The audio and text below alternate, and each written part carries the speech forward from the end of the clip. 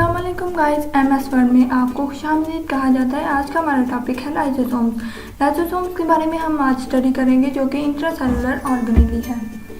इसके बारे में हम इसका इंट्रोडक्शन जानेंगे, इसकी टाइप्स के बारे में स्टडी करेंगे और इसके स्ट्रक्चर और फंक्शन को डिस्कस करेंगे। लाइसोसोम बेसिकली होते क्या है? लाइसोसोम दो वर्ड से टाइप किया गया है, लाइजो एंड सोम्स। लाइजो का मतलब है सेपरेटिंग एंड सोम्स का मतलब बॉडीज।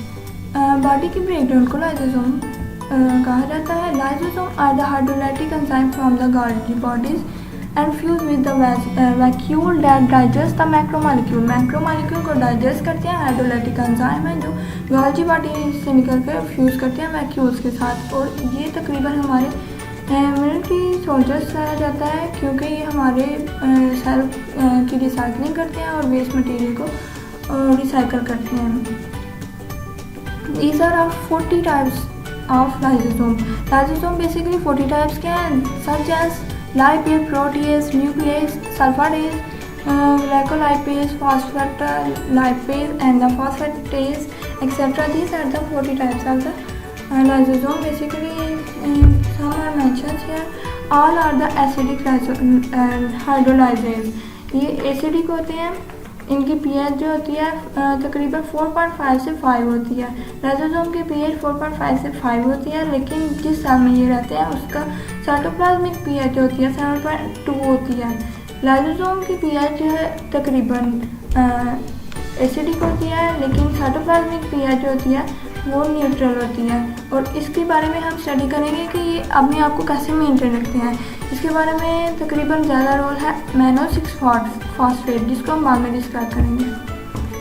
इसके बाद में हम मूव करते हैं स्ट्रक्चर एंड फंक्शन की तरफ। Actually involve in the autophagy. Autophagy एक ऐसा प्रोसेस है सुसाइड सेल जैसा कि self that to recycle the material. कोई भी ओल्ड मटीरियल ऑर्गेनेली है, कोई ओल्ड ऑर्गेनेली, उसको हम रीयूज़ कर सकते हैं। मतलब वो वैक्यूल्स के साथ लाइसोसोम के साथ फ्यूज़ होके इसको ब्रेक डाउन करेगा और बाद में रीन्यू द सेल को न्यू बना देगा।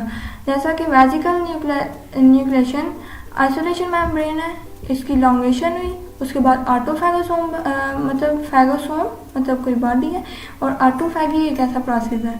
ऑटोफैगी सेल्फ डेथ और ऑटोफैगोसोम उस बॉडी का नाम है। फिर बाद में ये लाइसोसोम के साथ फ्यूज होता है। लाइसोसोम इसकी ब्रेक डाउन करता है, इसको रीयूज़ किया जाता है और रीन्यू द सेल को न्यू बना दिया जाता है। Vesicle break down and degradation. Docking fusion, यहाँ डॉचिंग फ्यूजन है, इन दोनों की फ्यूजन होती है, मतलब दोनों का मिलना होता है इधर। लाइसोसोमल हाइड्रोलाइज, ये हमारे पास लाइसोसोम है एक precursor molecules. Next, lysosome are the heterogeneous.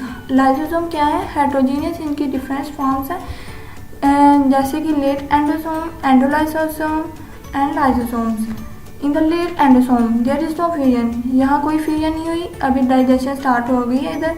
इस स्टेप में late endosome fuse with the material. Late endosome material के साथ कंबाइन करते हैं और ये अपनी शेप बनाते हैं एंडोलाइसोसोम्स। और next, in the third digestion complete, third में डाइजेशन कंप्लीट हो जाती है और मटेरियल रिलीज होता है। और तकरीबन हम कह सकते हैं कि लाइसोसोम को इवॉल्व किया गया है वैक्यूल से। Evolution of the lysosome is from vacuoles. Hydrolases lysosomes recognisation, हम कैसे रिकॉग्नाइज कर सकते हैं कि लाइसोसोम किस साइड पे जाके अटैच होगा। मैनो 6 फॉस्फेट इस रोल में इस रोल को प्ले करती है। Hydrolase lysosome carry a unique marker mannose 6 phosphate to pass it from the side of the recognise the binding side of the lysosomes. Lysosome binding side से attach होगा mannose 6 phosphate की। यहाँ diagram में जो किया गया है, मैनो 6 फॉस्फेट के साथ लाइसोसोम अटैच होगा और इसकी बाइंडिंग साइड के साथ अटैच होगा। Mannose 6 phosphate receptor protein are to attach with the cytoplasmic side, इसकी साइटोप्लाज्मिक साइड के साथ अटैच होगा मैनो 6 फॉस्फेट लाइसोसोम्स के साथ and linkage oligosaccharides so the receptor help to bind the lysosome. Mannose 6 phosphate receptor जो है वो help करते हैं लाइसोसोम को बाइंड करने में। ये इसका मेन फंक्शन है, मतलब ये इसके साथ फ्यूज करते हैं। स्ट्रक्चर में आपको बताया गया है अमीनो 6 फॉस्फेट लाइसोसोम के साथ अटैच होगी। नेक्स्ट हम इसकी डाइजेशन मैच्योरेशन के बारे में स्टडी करते हैं कि अगर हमारे पास लाइसोसोमल हाइड्रोलेज प्रीकर्सर है एंडोप्लाज्मिक रेटिकुलम, हम ये बात कर रहे हैं गोल्जी नेटवर्क की। गोल्जी नेटवर्क में एंडोप्लाज्मिक रेटिकुलम रफ, बेसिकली ये रफ होती हैं। रफ एंडोप्लाज्मिक रेटिकुलम में प्रीकर्सर मॉलिक्यूल में फॉस्फेट ऐड की जाती है अमीनो 6 फॉस्फेट, ताकि इसकी एसिडिटी को मेंटेन किया जाए मेंटेनेंस के लिए।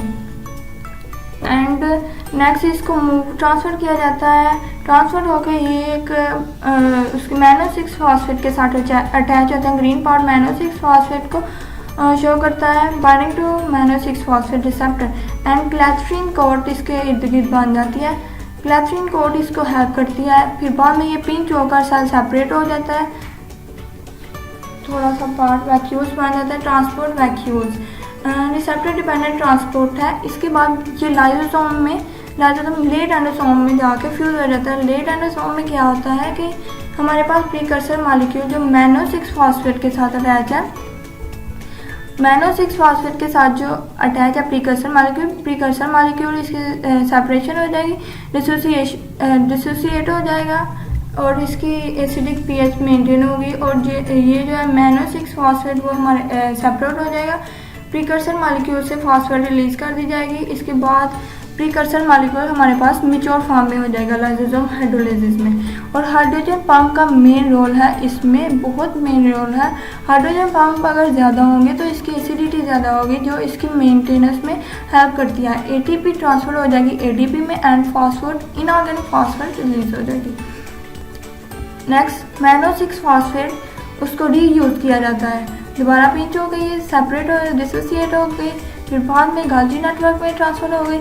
ये हमारे पास सिस गाल्जी नेटवर्क है, ये ट्रांस है क्योंकि पहली दफ़ा जो ट्रांसफ़र हुई है वो ट्रांस, और इसको प्राइमरी भी कहा जाता है। बाद में जब होती है तो ये secondary lysosome, primary lysosome and secondary lysosome.